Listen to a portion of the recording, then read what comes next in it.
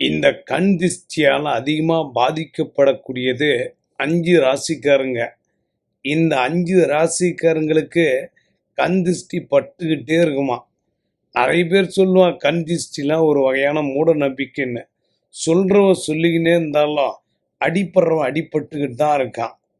கண் திஷ்டியால் பாதிக்கப்படக்கூடிய ராசியில் கடக ராசி, அடுத்து மிதுன ராசி, அதுக்கடுத்து மீன ராசி, அதுக்கடுத்து சிம்ம ராசி, அதுக்கடுத்து துலா ராசி.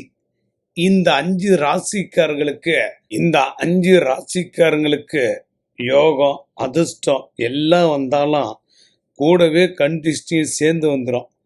மனுஷன் எப்போ பார்த்தாலும் பிஸியாக இருக்காங்க அப்படின்னு பல பேருடைய கண்ணு வச்சுக்கிட்டே இருப்பாங்க. பட்டு இடத்துல படம், காலில் அதிகமாக அடி பட்டுக்கிட்டே இருக்கும்.